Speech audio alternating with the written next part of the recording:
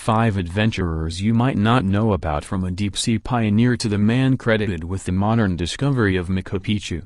Get to know 5 intrepid explorers. Hiram Bingham III told the world about Machu Picchu. Getty Images. Bingham is credited with becoming the first outsider, in 1911, to visit the ruins of Machu Picchu, the now famous Inca settlement in the Peruvian Andes that was built in the 15th century and abandoned around the time of the Spanish conquest of the Inca Empire in the 16th century. Born in 1875 to Christian missionaries in Hawaii, Bingham earned a Ph.D. from Harvard and married a Tiffany and Company heiress, whose wealth helped fund his expeditions. In 1911, Bingham, then a Yale University faculty member specializing in South American history, was in Peru searching for Vilcabamba, the last Inca outpost before it fell to the Spanish, when he encountered a local farmer who directed him to the ruins of Machu Picchu. Although the site was known to peasants living in the region, its existence had never been publicized. Bingham, who returned to Machu Picchu, meaning Yal'd Peak in Quechua, one of Peru's native languages, in 1912 to conduct a major excavation, and made a third visit to the area in 1914-15. Documented his sensational findings in a series of articles and books. Although some experts later contended that missionaries and other non-locals might have visited Machu Picchu before Bingham, he was the first to conduct a scientific exploration of the site. In addition to his days as an explorer, Bingham commanded a flight school in France for the American military during World War I, then went on to represent Connecticut in the U.S. Senate from 1925 to 1933. He died in 1956. In 2010, after a lengthy custody dispute, Yale University reached an agreement with the Peruvian government to return thousands of artifacts Bingham had excavated from Machu Picchu. Mary Kingsley traveled solo through Africa in Victorian garb. Getty Images. During the Victorian era, a time when British women were expected to carry out their lives in the domestic sphere, Kingsley defied society's expectations and traveled extensively on her own throughout West Africa,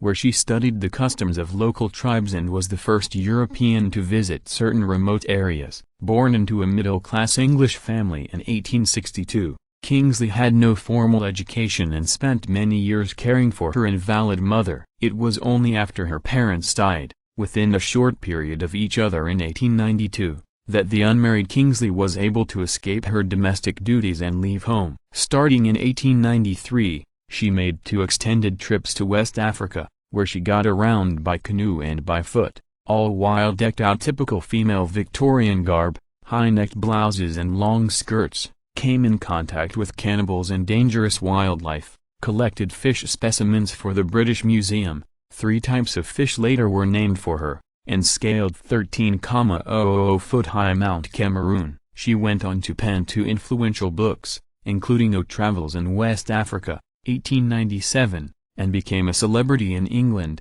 where she spoke out against British colonial policies in Africa. Kingsley contracted typhoid while serving as a nurse to Boer War prisoners and died in South Africa in 1900. Thor Heyerdahl sailed the high seas in primitive crafts. Getty Images. In the second half of the 20th century, Heyerdahl explored the world's oceans on vessels made of reeds and papyrus in an effort to promote his theories about the migration patterns of ancient peoples. Born in Norway in 1914, Heyerdahl studied biology and geography at the University of Oslo. Then in the late 1930s spent a year on an isolated Polynesian island, conducting research and living off the land. During this time, he began formulating his theory about how the first human settlers had reached the South Pacific Islands. Heyerdahl came to reject the prevailing belief that the islands had been settled by people from Southeast Asia who had sailed against the ocean currents for thousands of miles. Instead, he postulated that these prehistoric migrants had traveled west from South America. In 1947,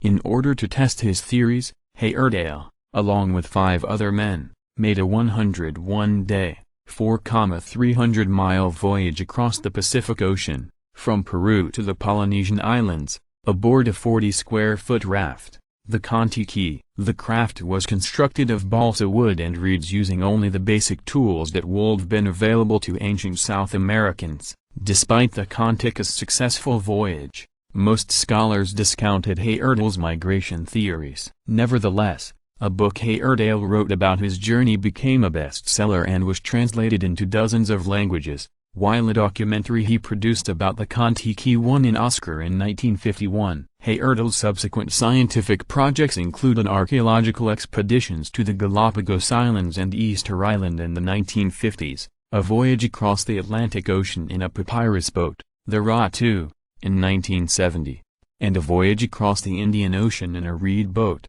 the Tigris, in 1978. He continued to explore the world and pursue various scientific endeavors until his death from cancer in 2002. Gertrude Bell made her mark on the Middle East. A British adventurer, diplomat and archaeologist, Bell traveled widely throughout the Middle East and played a leading role in the creation of the modern Iraqi state in the early 1920s. Born into a wealthy English family in 1868, Bell studied history at Oxford University, then spent a number of years trekking around the world, mastering multiple languages, including Arabic and Persian, and pursuing her interests in archaeology and mountaineering. She published various accounts of her expeditions, including a 1907 book titled The Desert and the Stone, about her journey across Syria. At the start of World War I, Bell, along with T.E. Lawrence, aka Lawrence of Arabia, became part of a British military intelligence gathering operation in Cairo known as the Arab Bureau. Bell went on to work as a diplomat in Baghdad during and after the war, and was instrumental in defining the borders of the modern state of Iraq and installing Faisal I as its new king, in 1921. Additionally, Bell helped found the Baghdad Archaeological Museum, now called the National Museum of Iraq, before she died of an overdose of sleeping pills in 1926. Paradoxically, even though Bell was a powerful woman in a male-dominated world, she didn't believe that women were smart enough or experienced enough to vote and campaigned against female suffrage. William Beebe explored the ocean at new depths. Getty Images. Before there was Jacques Cousteau, there was Beebe, an explorer and naturalist who in the early 1930s pioneered the use of an underwater craft called the bathysphere to explore the ocean at depths no human had ever gone before. Born in Brooklyn, New York, in 1877, Beebe attended Columbia University, then took a job as a curator of birds at the New York Zoological Park, now the Bronx Zoo, which opened in 1899. He went on to travel the world conducting field research and collecting specimens for the zoo. Beebe, whose friends included fellow naturalist Theodore Roosevelt, developed an interest in oceanography, and in the late 1920s met Otis Barton, 1899 to 1992, inventor of the bathysphere.